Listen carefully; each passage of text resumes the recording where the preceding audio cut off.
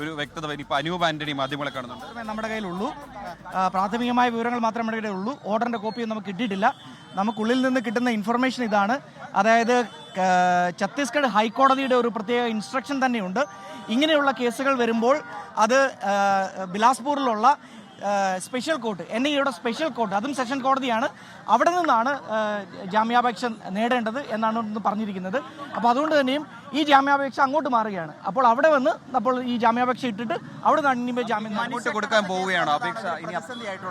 അല്ല, അങ്ങനെയല്ല. ഇവിടെ ഹൈക്കോടതിയുടെ ഒരു കൃത്യമായിട്ടുള്ള ഇൻസ്ട്രക്ഷൻ ഉണ്ട്. അതുകൊണ്ട് പറഞ്ഞത് ഓർഡറിന്റെ കോപ്പി നമ്മുടെ കയ്യിൽ കിട്ടിയിട്ടില്ല. ഓർഡറിന്റെ കോപ്പി കിട്ടുമ്പോഴേക്ക് കൃത്യമായ കാര്യങ്ങൾ മനസ്സിലാവും. ഹൈക്കോടതിയുടെ ഒരു ഇൻസ്ട്രക്ഷൻ പ്രകാരമാണ് ഈ കോടതിക്ക് ഈ കേസ് എടുക്കാൻ സാധിക്കില്ല എന്ന് ഇവിടുത്തെ ജഡ്ജി പറഞ്ഞത്. സ്പെഷ്യൽ കോർട്ടിൽ നിന്ന് വേണം എടുക്കാൻ സാധ്യതയുള്ളത് പറഞ്ഞിട്ടുള്ളത്. ഇനി എങ്ങോട്ടാണ്? എങ്ങനെ ഹൈക്കോടതിയിലേക്ക് പോകാനാണോ സ്പെഷ്യൽ NIA കോർട്ടിലേക്ക് പോകാനാണോ? അതും പൂർണ്ണമായിട്ടുള്ള പിക്ചർ ഇതുവരെ കിട്ടിയിട്ടില്ല. പക്ഷേ ഇപ്പൊ കിട്ടിയിരിക്കുന്ന വിവരം അനുസരിച്ച്, ഉള്ളിൽ നിന്ന് കിട്ടിയിരിക്കുന്ന വിവരം അനുസരിച്ച് ബിലാസ്പൂരിലുള്ള സ്പെഷ്യൽ കോടതിയിലേക്ക് ഈ ജാമ്യാപേക്ഷ വേണ്ടി ഇനി ഞങ്ങൾ പോകാൻ തീരുമാനിച്ചു. അങ്ങോട്ടേക്ക് പോകാൻ തീരുമാനിച്ചു. അത് എല്ലാവരോടും ചേർന്ന് തീരുമാനിക്കും. കാരണം ഇതിനകത്ത് വക്കീൽ ഇപ്പം സഭയുടെ ഭാഗത്തു നിന്നുള്ള വക്കീലാണ്. ആ വക്കീലിനോടൊപ്പം ചർച്ച ചെയ്യണം. ഉള്ളിൽ അതിന്റെ പ്രൊസീഡിങ്സ് കഴിഞ്ഞിട്ടില്ല, ഓർഡർ കോപ്പി കിട്ടിയിട്ടില്ല. അതും കൂടെ ലഭിക്കുമ്പോൾ അടുത്ത നടപടി എന്താവും എന്നുള്ളതിന് ഒരു ക്ലാരിറ്റി കിട്ടും. കോടതിയിൽ നമ്മുടെ ഒരു വാദം മുഖം എന്തായിരുന്നു എന്നുള്ളതാണ്. കോടതിയിൽ വളരെ കൃത്യമായിട്ട് ജഡ്ജിയുടെ മുമ്പിൽ കാര്യങ്ങൾ അവതരിപ്പിച്ചിട്ടുണ്ട്. അതായത് ഇവിടെ സെഷൻസ് കോടതിയിലെ ജഡ്ജിയുടെ മുമ്പിൽ കാര്യം എത്തുകയും ചെയ്തു. എത്തിയ സമയത്ത് തന്നെ ഗവൺമെന്റിന്റെ ഭാഗത്ത് നിന്ന് ഗവൺമെന്റ് ഇതിനകത്ത് എതിർപ്പില്ല എന്ന് ഗവൺമെന്റ് കൃത്യമായി പറഞ്ഞു. അത് ഉള്ളിൽ നടന്നിട്ടുണ്ട്. ഗവൺമെന്റിന്റെ ഭാഗത്തു നിന്ന് യാതൊരു എതിർപ്പും ഉണ്ടായില്ല. പക്ഷേ കോടതി പറഞ്ഞത് കോടതിക്ക് ഈ കേസ് പരിഗണിക്കാനാവില്ല. കാരണം ഈ നേരത്തെ പറഞ്ഞതുപോലെ ഹൈക്കോടതിയുടെ ആ ഒരു നിയമം ഇൻസ്ട്രക്ഷൻ നിൽക്കുന്നത് കൊണ്ട്, അതുകൊണ്ട് തന്നെയും ഈ ബെയിൽ വാങ്ങിക്കേണ്ടത് ഈ പറഞ്ഞ ബിലാസ്പൂരിലുള്ള സ്പെഷ്യൽ കോർട്ടിൽ നിന്നാണെന്ന് മാത്രമേ പറഞ്ഞിട്ടുള്ളൂ. ഗവൺമെന്റിന്റെ ഭാഗത്തു നിന്നുള്ള എല്ലാ പിന്തുണയും ഈ വിഷയത്തിൽ ഉണ്ടായിരുന്നു. ഈ പ്രോസിക്യൂഷൻ ശരിക്കും അനുകൂലമായുള്ള പ്രതികരണമാണ്. തീർച്ചയായിട്ടും പ്രോസിക്യൂഷന്റെ ഭാഗത്തുനിന്ന് അതിന്റെ ഉള്ളിൽ നിന്ന് ആ വിചാരണ കേട്ടവരെല്ലാം കൃത്യമായി എനിക്ക് ഇൻഫർമേഷൻ നൽകിയത്. പ്രോസിക്യൂഷന്റെ ഭാഗത്ത് നിന്ന് എല്ലാവിധ പിന്തുണയും ഉണ്ടായിരുന്നു ഈ കേസിന്. മാറിപ്പോയത് മാത്രമാണ് ഇവിടെ ഒരു പ്രശ്നം ഉണ്ടായത്. തീർച്ചയായിട്ടും അത്രേ ഉള്ളൂ. ഈ ഹൈക്കോടതിയുടെ ഇത് ഇപ്പം അഭിഭാഷകരെ കാണുമ്പോഴാണ് ഇതിനെക്കുറിച്ചുള്ള കൂടുതൽ ക്ലാരിറ്റി ലഭിക്കുക.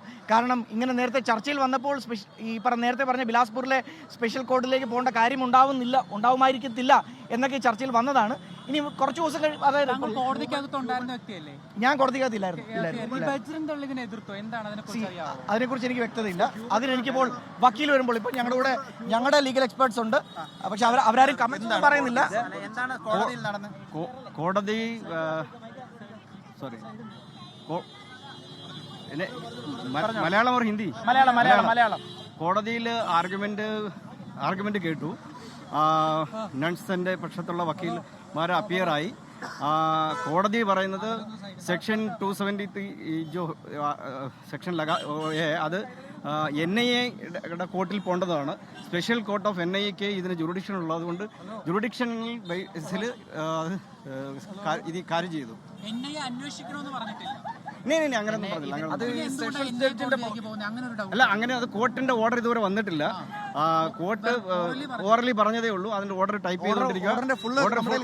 ഓർഡറിന്റെ ഫുൾ ടെസ്റ്റ് നമ്മുടെ കിട്ടിയതിന് ശേഷമേ അതിന്റെ ക്ലാരിറ്റി വരത്തുള്ളൂ. കേട്ടത് അതറിയില്ല. കോർട്ട് അതിന്റെ ഒന്നും പറഞ്ഞിട്ടില്ല.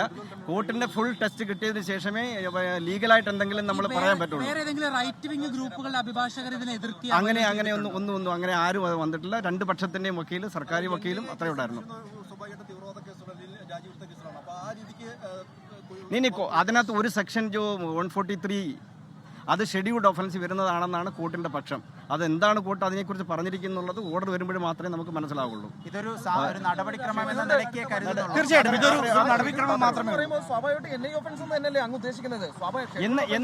ഞാൻ ഈ ആർഗ്യുമെന്റ് സമയത്ത് ഞാൻ കോർട്ടിലില്ലായിരുന്നു. പക്ഷേ ആ ഓർഡർ ഡിക്റ്റേറ്റ് ചെയ്തുകൊണ്ടിരിക്കുമ്പോൾ ഞാൻ വന്നിരുന്നു.